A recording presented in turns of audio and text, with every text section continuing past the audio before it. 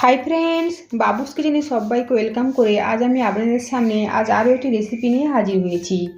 আজকের রেসিপি হলো নিরামিষ আলুর দম, যা রুটি, লুচি, পরোটা এমনকি কচুরির সাথে পরিবেশন করার জন্য একদম পারফেক্ট একটি রেসিপি।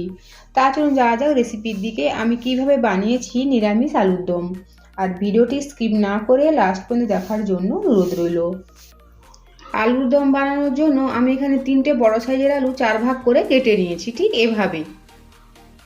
ফোড়নের জন্য নিয়েছি গোটা জিরে, শুকনো লঙ্কা, তেজপাতা, দারচিনি, লবঙ্গ, এলাচ। আর নিয়েছি 2 চামচ ফেটানো টক দই। এখন টক দইয়ের মধ্যে দেবো 1 চামচ পরিমাণে লবণ, হাফ চামচ চিনি। ভালোভাবে মিশিয়ে নেব। আর এই পাত্রটাকে এক সাইডে রেখে দেবো। একটা বোলের মধ্যে কিছুটা পরিমাণে জল নিয়েছি। এখন এই জলের মধ্যে দেবো 1 চামচ পরিমাণে হলুদের গুঁড়ো, দেবো অল্প করে হিং, জিরের গুঁড়ো হাফ চামচ, ধনের গুঁড়ো হাফ চামচ, কাশ্মীরি লাল লঙ্কার গুঁড়ো 1 চামচের একটু কম, এটা শুধুমাত্র কালারের জন্য। সমস্ত মশলা জলের সাথে ভালো করে মিশিয়ে নেব। সাথে নিয়েছি টমেটো, কাঁচা লঙ্কা, আদা আর কাজু বাদাম। এখন একটা মিক্সিং গ্রাইন্ডারের মধ্যে নিয়ে পেস্ট বানিয়ে নেব।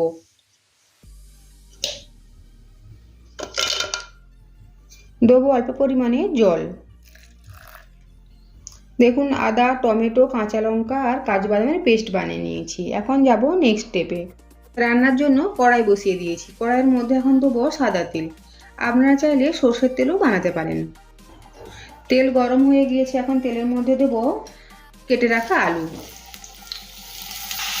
দেবো অল্প করে হলুদের গুঁড়ো, অল্প করে লবণ। লবণ আর হলুদের গুঁড়ো আলুর সাথে খুব ভালোভাবে মিশিয়ে নেব। আর ঢাকা চাপা দিয়ে আলুটা লাল লাল করে ভেজে নেব। দেখুন, আলুটা লাল লাল করে ভেজে নিয়েছি। এখন তুলে নেব। এখন এই তেলের মধ্যে দেবো ফোড়ন, গোটা জিরে, শুকনো লঙ্কা, তেজপাতা, এলাচ আর দারচিনি। কয়েক সেকেন্ড সময় নিয়ে ফোড়নটা ভেজে নিয়েছি। এখন দেবো মশলার মিশ্রণ, যেটা আমি জলের মধ্যে গুলে নিয়েছিলাম।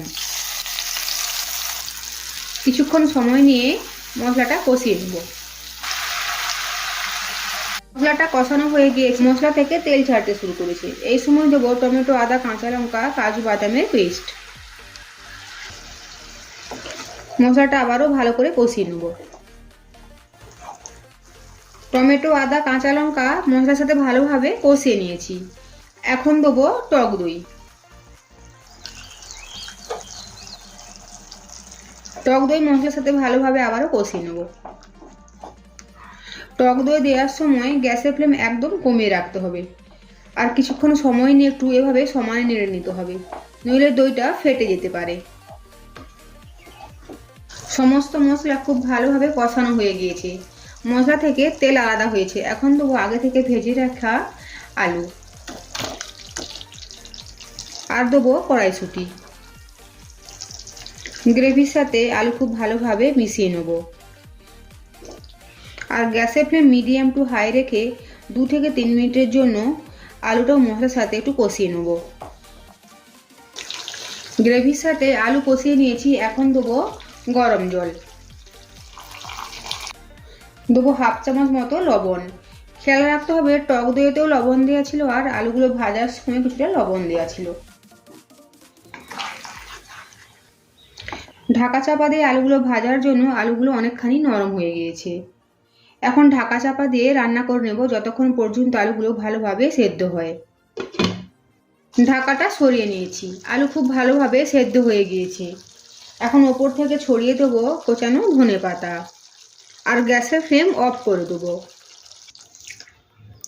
তৈরি হয়ে গিয়েছে নিরামিষ আলুর দম।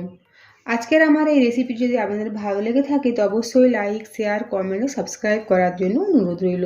পাশে থাকা বেল আইকন প্রেস করার অনুরোধ রইল আমার প্রতিদিনের ভিডিওর আপডেট পাওয়ার জন্য। ভালো থাকবেন, সুস্থ থাকবেন। ফিরে আসছি অন্য কোনো রেসিপি নিয়ে।